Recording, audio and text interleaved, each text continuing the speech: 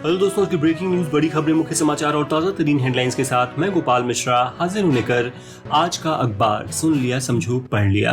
दोस्तों आज तारीख है 22 अगस्त 2021, यानी आज है रक्षाबंधन। आप सभी को रक्षाबंधन की हार्दिक शुभकामनाएं। आज की लेटेस्ट न्यूज अपडेट्स में हम जानेंगे, नहीं रहे यूपी के पूर्व सीएम कल्याण सिंह, सोने के गहनों की अनिवार्य हॉलमार्किंग के खिलाफ देश भर के ज्वेलर्स करेंगे सांकेतिक हड़ताल, नीरज चोपड़ा के नाम से जाना जाएगा पुणे स्थित आर्मी स्पोर्ट्स इंस्टीट्यूट, फिजा, मिशन कश्मीर जैसी फिल्मों के प्रोड्यूसर प्रदीप गुहा का हुआ निधन और ऐसी ही तमाम बड़ी खबरों पर डालेंगे नजर। तो चलिए फटाफट शुरुआत करते हैं आज की रोचक तथ्य के साथ। आज की रोचक तथ्य में हम बात करेंगे रक्षाबंधन की। शिशुपाल के वध के समय श्री कृष्ण की उंगली कट गई थी। वासुदेव की उंगली से खून निकलते द्रौपदी ने देखा तो घबरा गईं और उन्होंने तुरंत अपनी साड़ी का पल्लू फाड़ा और श्री कृष्ण की उंगली में बांध दिया, जिससे खून का निकलना बंद हो गया। यह घटना भी सावन महीने की पूर्णिमा तिथि को हुई थी। कई लोगों का मानना है कि इस घटना के बाद से ही रक्षाबंधन का त्योहार मनाया जाने लगा। अब सुनते हैं देश दुनिया राजनीति की सभी बड़ी खबरें। कल्याण सिंह नहीं रहे। उन्होंने 89 साल की उम्र में एसजीपीजीआई में आखिरी सांस ली। यूपी के पूर्व सीएम और राज्यपाल कल्याण सिंह 2 महीने से अस्पताल में भर्ती थे। उन्हें सांस लेने में तकलीफ थी, साथ ही उनके किडनी में इंफेक्शन हो गया था। प्रधानमंत्री नरेंद्र मोदी और गृह मंत्री अमित शाह ने कल्याण सिंह के निधन पर शोक जताया है। मुख्यमंत्री योगी आदित्यनाथ ने कहा कि 23 अगस्त यानी सोमवार को गंगा तट पर उनका अंतिम संस्कार किया जाएगा। इस दिन प्रदेश में सार्वजनिक अवकाश रहेगा ताकि लोग उन्हें श्रद्धांजलि दे सकें। बता दें कि कल्याण सिंह यूपी में भाजपा के पहले सीएम थे। उन्होंने पहली बार सीएम बनने के बाद मंत्रिमंडल के साथ सीधे अयोध्या में जाकर राम मंदिर बनाने की शपथ ली थी। 6 दिसंबर 1992 को अयोध्या में बाबरी ढांचा गिराए जाने के दौरान कल्याण सिंह यूपी के मुख्यमंत्री थे। उन्होंने कार सेवकों पर गोली चलाने की अनुमति नहीं दी थी। दोस्तों, भारत के सबसे ज्यादा सुने जाने वाले हिंदी न्यूज पॉडकास्ट में से एक आज का अखबार को अब आप आसानी से टेलीग्राम में पा सकते हैं। इसके लिए आपको टेलीग्राम पर हमारे चैनल आज का अखबार को सर्च कर या नीचे कमेंट बॉक्स में दिए गए लिंक पर क्लिक कर ज्वाइन करना होगा। इसके बाद आपको दिन भर जरूरी खबरों की अपडेट्स मिलती रहेंगी। तो चलिए बढ़ते हैं अगली खबर की तरफ। जम्मू कश्मीर के अवंतीपोरा में सुरक्षा बलों ने एनकाउंटर में 3 आतंकियों को मार गिराया है। नागबेरन त्राल इलाके में जंगलों में हुई मुठभेड़ में जैश-ए-मोहम्मद के 3 दहशतगर्द मारे गए। इनके पास से 2 AK-47 राइफल, 1 SLR बरामद हुई है। इनमें से एक आतंकी भाजपा नेता राकेश पंडिता की हत्या में शामिल था। पंजाब में पठानकोट के पास ट्रेनिंग के दौरान सेना के एक जवान की मौत हो गई। वहीं कई सैनिक बीमार पड़ गए, जिन्हें आर्मी हॉस्पिटल में भर्ती कराया गया है। तीखी धूप और उमस की वजह से एक जवान की गिरकर मौत हुई। देश में मॉनसून एक बार फिर मेहरबान दिखाई दे रहा है। दिल्ली में लंबे इंतजार के बाद बारिश ने फिर से राहत पहुंचाई है, लेकिन इसके चलते कई जगहों पर जल भराव होने से परेशानी भी खड़ी हो गई। उत्तराखंड में 14 मुसाफिरों को लेकर नैनीताल जा रही एक बस शुक्रवार को लैंडस्लाइड की चपेट में आने से बाल बाल बच गई। जानकारी के मुताबिक नैनीताल जोलीकोट कर्णप्रयाग नेशनल हाईवे पर वीर भट्टी पुल से सटी बालियानाला की पहाड़ी का एक बड़ा हिस्सा खिसककर हाईवे पर आ गया। ड्राइवर ने ठीक वक्त पर ब्रेक लगाकर बस को रोक लिया। भारत में तालिबान का सपोर्ट करने वाले लोगों के खिलाफ कार्रवाई शुरू हो गई है। असम पुलिस ने सोशल मीडिया पर तालिबान के सपोर्ट में पोस्ट लिखने वाले 14 लोगों को गिरफ्तार किया है। जम्मू कश्मीर की पूर्व मुख्यमंत्री और पीडीपी नेता महबूबा मुफ्ती ने फिर विवादित बयान दिया है। कुलगाम में शनिवार को उन्होंने अफगानिस्तान के बहाने केंद्र सरकार को चेतावनी दी। कहा कि जम्मू कश्मीर के लोग बर्दाश्त कर रहे हैं, जिस वक्त बर्दाश्त का बांध टूट जाएगा तब आप नहीं रहोगे और मिट जाओगे। दरअसल महबूबा मुफ्ती की मां गुलशन नजीर को ईडी ने पूछताछ के लिए बुलाया था। जांच एजेंसी ने नजीर से 3 घंटे तक पूछताछ की, जिसके बाद महबूबा भड़क गईं और उन्होंने यह बयान दे डाला।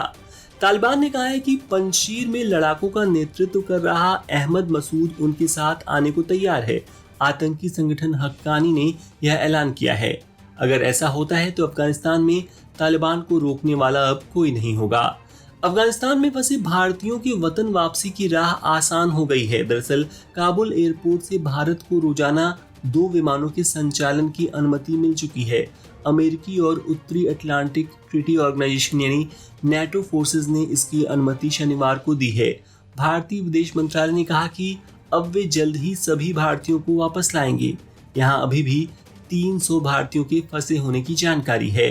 पाकिस्तान में चीनी नागरिकों पर दूसरी बार बड़ा हमला हुआ है। बलूचिस्तान के ग्वादर में चाइना पाकिस्तान इकोनॉमिक कॉरिडोर यानी सीपेक के प्रोजेक्ट पर काम करने वाली चीनी इंजीनियर्स के काफिले पर शुक्रवार शाम फिदाई हमला हुआ।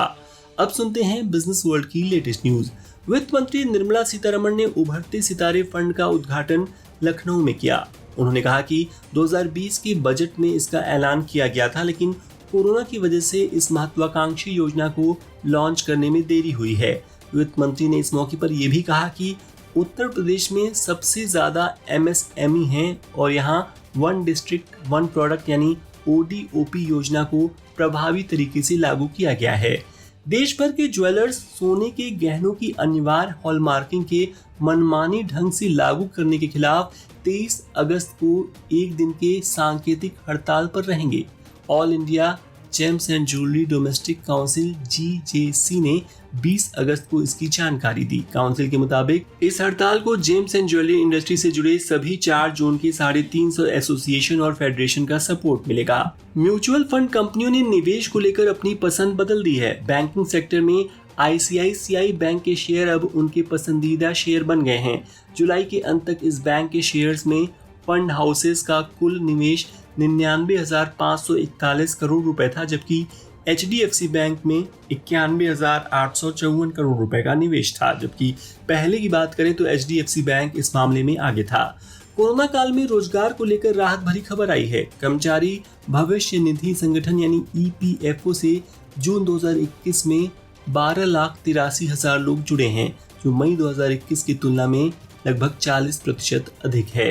केंद्रीय उपभोक्ता मामले, खाद्य व सार्वजनिक वितरण प्रणाली तथा पर्यावरण, वन व जलवायु परिवर्तन राज्य मंत्री अश्विनी कुमार चौबे ने शनिवार को कहा कि भारत का पहला चावल का साइलो गोदाम बिहार में बनेगा।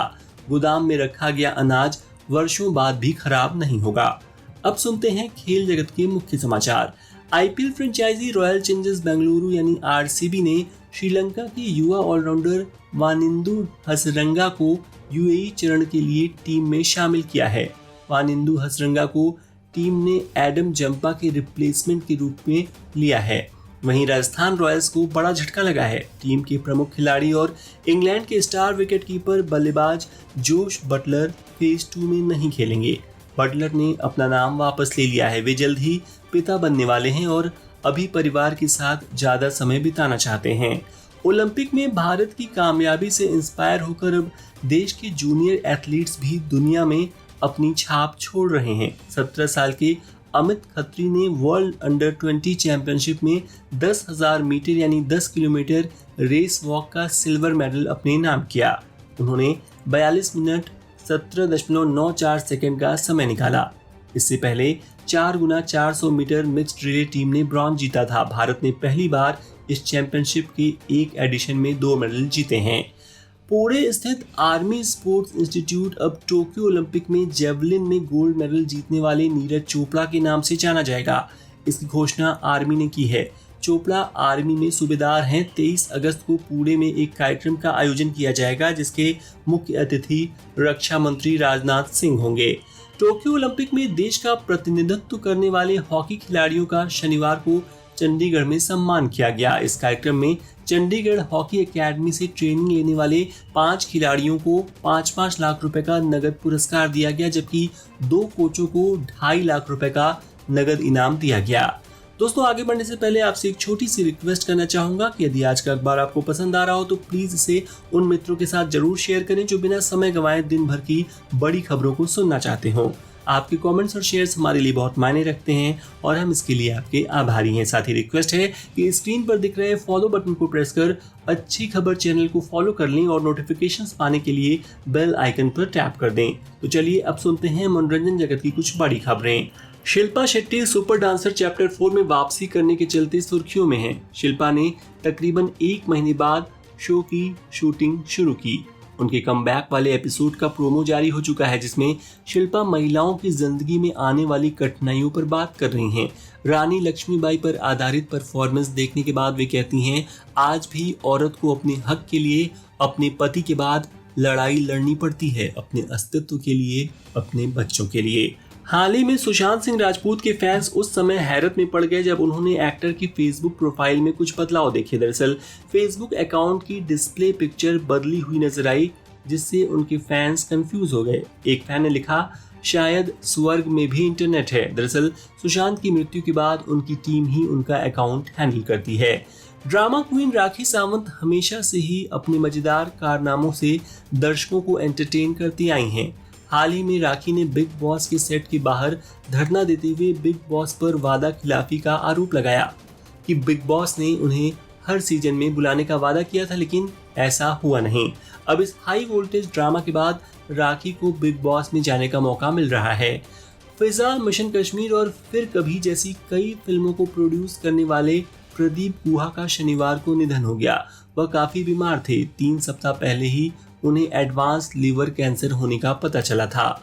और अब आज की रोचक खबर, नेचर की खूबसूरती का कोई मुकाबला नहीं। इसका एक उदाहरण हाल ही में समुद्र में देखने को मिला। एक हैरान करने वाले वीडियो में पिंक कलर की डॉल्फिन्स मस्ती से समुद्र में तैरती हुई दिखाई दी। नीले रंग का समुद्र, गुलाबी रंग की डॉल्फिन, दोनों कॉम्बिनेशन बहुत ही सुंदर दिख रहा था। कई लोग इसे एडिटेड वीडियो समझ रहे हैं, पर बता दें कि सचमुच पिंक कलर की डॉल्फिन होती हैं। तो दोस्तों, ये हो गई आज के प्रमुख समाचार पत्रों में छपी ताजा तरीन खबरें। अब समय है कल पूछे गए प्रश्न का उत्तर देने का। कल मैंने पूछा था, इनमें से किस मशहूर एक्टर को डाइवर्सिटी इन सिनेमा अवार्ड के लिए चुना गया है? मनोज बाजपेयी, आशुतोष राणा या फिर पंकज त्रिपाठी? सही जवाब है पंकज त्रिपाठी। जिन्होंने भी सही उत्तर दिया उन्हें बधाई। और अब आज का सवाल है कि रक्षाबंधन का प्रसिद्ध गाना बहना ने भाई की कलाई से प्यार बांधा है किस गायिका ने गाया है? ए आशा भोसले, बी सुमन कल्याणपुर या सी लता मंगेशकर? कृपया कमेंट के माध्यम से अपना उत्तर जरूर दें।